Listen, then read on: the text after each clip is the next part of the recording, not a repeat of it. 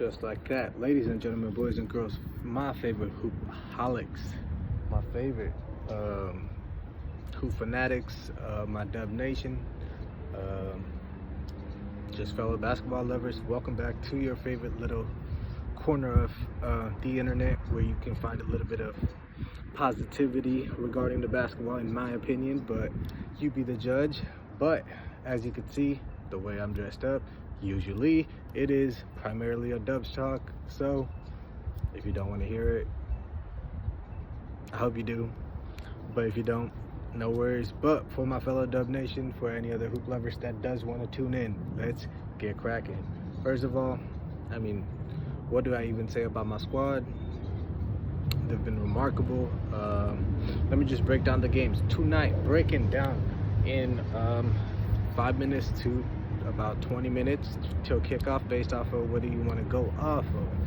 Down on ESPN, back on primetime, it's your Dubs back at home against the New York Knicks.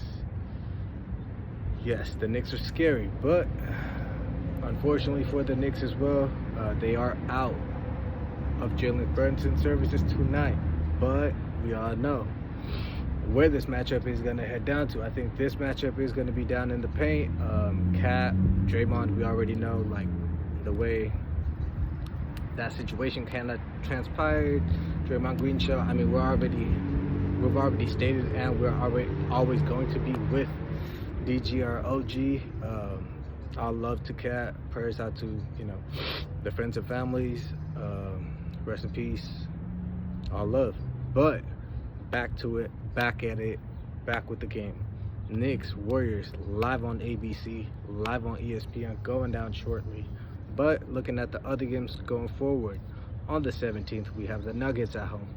On the second night of back-to-back, we host Damian Lillard and the Bucks, the night right after the Bucks. So right now, the winning streak kind of looking a little imbalanced. But at this time with these teams, do you mind losing a game or two here, possibly, just to kind of, you know, shake it up, get you ready for the second half, like right as you transpire towards that playoff push? I wouldn't mind it. One of them can kind of wake up the squad a little bit, make the little adjustments that they do need to make to figure it out completely, and we move forward. After that, we have the Raptors on the 19th at home, and then next Saturday, before that game, we will be back to, you know, see how the past 3 or 4 games have transpired till that point. But before we get to the Hawks, let's move forward. But moving forward, you got to look at the past real quick. The last 10 games for the Dubs: 9-1. Shout out Jimmy Butler. 122.3 points for them, 46.4 rebounds, 32 assists a game, 9.7 steals, and 5.1 blocks as a team. Against opponents, they are holding down at 109. So, where do we even begin? Start of the season 12-3. All right, cool. And we went on our little dip, 13-23, in the next 36 games after that. Anthony Melton went down. We had Steph injury kind of here and there nagging. Then we had DG going down for a few games. Then we had JK out for 31 games until he just returned. BP has been going through some injuries. Everybody's been, you know, here and there. Mo missed, I do believe, a game or two, but if other than that, he's been a stabilizer. We can't, I can't stop raving about Mo this season. But moving on, the last 14 games, 13-1 since Jimmy Butler has arrived and he has played. I mean, let's look at context. Without Jimmy Butler in the squad, this is pre-Jimmy Butler era with the Warriors. Without Steph Curry on the court, we were minus 90. Without Draymond Green on the court, we were minus 98. After that Jimmy Butler trade, without Steph Curry, we are plus, let me remind you again, from minus 90 without Steph Curry to plus 33. Yes, sir. Without Draymond Green, 39 plus. I mean, the Chef and the Butler show continues. In this one, I think it's going to be a wings battle. Like I said, it's going to be a post battle, but I do think the wings are going to be heavily involved in the paint as well. OG, Mikal Bridges, Josh Hart, without having Jalen Brunson. All those guys are going to step up, score a little bit more. On our wings, we got JK, we got Mo, we got Jimmy, we got other pieces as well. The versatility on this squad is off the racks. And I mean, if you want me to preach to the choir, what I have been saying since the beginning, I want to say I've been saying this since I saw us in Hawaii in preseason.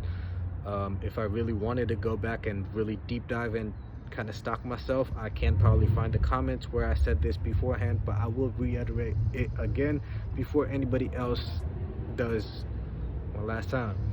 This is the 10th anniversary of that 14-15 title that also nobody believed us in. And let me kind of compare you guys the roster. Steph Curry in 2015. Imagine the Steph Curry now compared to that. We move on. A Klay Thompson that has not emerged yet. He was still emerging. Got replaced by Buddy Hield, who's, I mean, had the most 3-pointers in the last 5 years. So, like, it's not the same, but it's similar. Give and take. Jimmy Butler, give and take. You upgraded there over Harrison Barnes, with all due respect and love to HB, no matter how much, you know, he might hold something against, like, some of the boys still on the roster, against the organization, maybe against the fans, but whatever the case may be. A young Draymond Green against veteran Draymond Green, I don't need to say less. Quentin Post, he is a rookie, but I have his comparison to being a Mo Spates. Mo Spates gave us that like free throw line, mid post, just somebody you could throw into. He had those mid post shots. QP, he does that with the outside range because that's what the game has transpired into, but I do see them in similar lights. And their impact, you know, like, people sleep on it, but they've been impactful for a period of time. JK, I have him with David Lee. Why do I have that? Because at that time, David Lee was an all-star. He was, you know, like a star that we had got out of New York, and then he kind of had to transform, kind of like, you know, like be okay with kind of suppressing his role to a degree. Even if he wasn't, he still became a champion with that. And that's what JK has to learn. Hey, you might not get the ball at every time. You might not be number one. You might not even be number two. You might be a 2B. You just got to be ready to be a 2B. When it's going to be time, your time is going to come for you to possibly be that one. You just got to be ready for that. But for now, you're our star. And we're going to treat you like a star. We're going to love you like our star. But you got to be, you know, like, cognizant of the situation that's around you as well after that Jimmy Butler trade. That's gonna, you know, result you in getting another championship. Maybe you move on to go get, you know, after 2 rings, you go get your bag, whatever the case may be. But I think that is a fair comparison so far for me between the 2014-15 roster and the 24-25 roster so far. Let's keep it moving. Moses Moody. That man is going to be an Andre Iguodala regen. The way he gets down on the floor, the way he has been defensively, the solidity he gives me, he doesn't make his shots consistently possibly, but he has a highest true shooting percentage.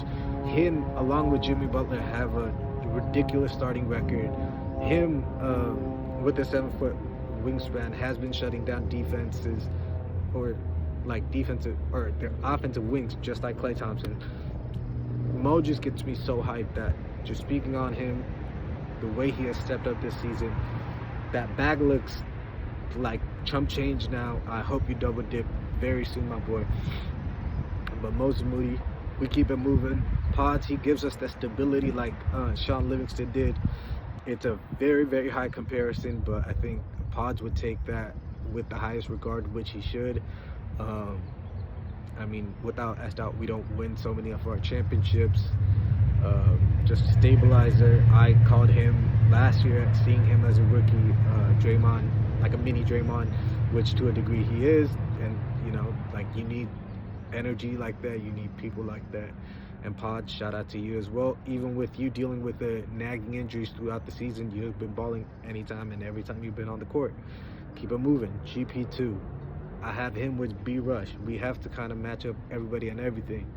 Back then, B-Rush was more of our 3-point shooter, kind of off the bench, like an extra guy, glue guy.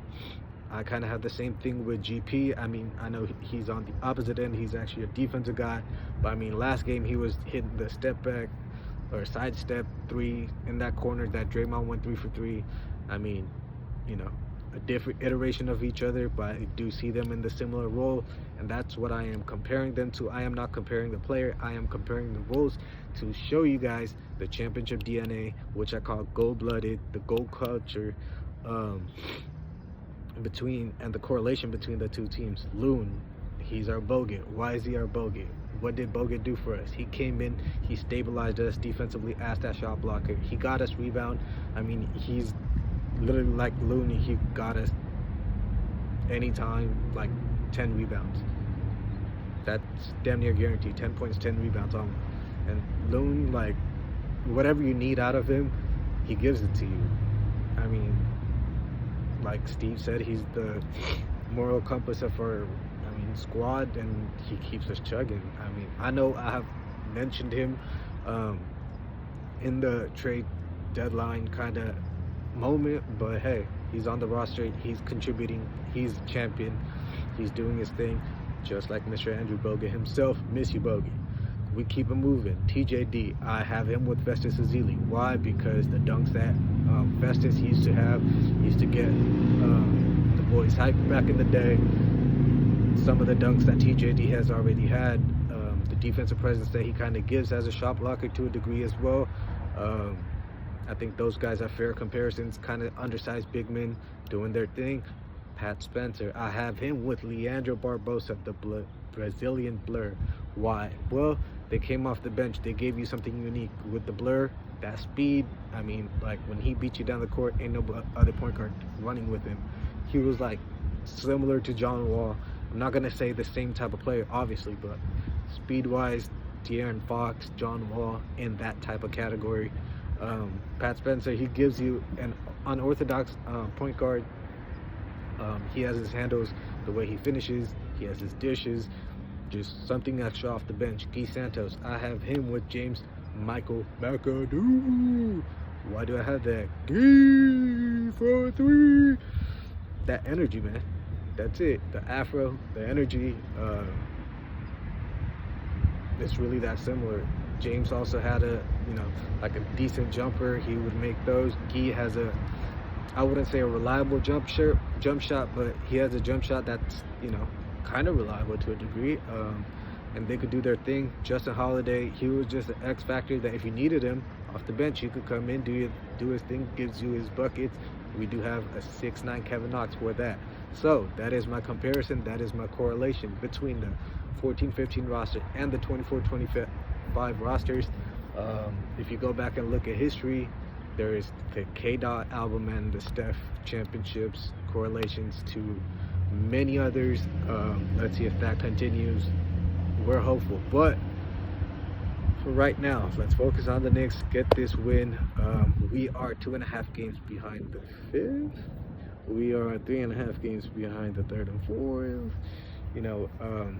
The next couple games are tough. We might slip up. We might lose a game out of the next 3. 1, hopefully not more than 2. Definitely not losing all 3. But even after that, we still have a little bit more time to go. Hopefully JK getting more acclimated. We win a lot more than we lose. Maybe we do get up to 3, 4, 5. We see what happens. But until next week, I will catch you guys. All love, all peace. Dub Nation out.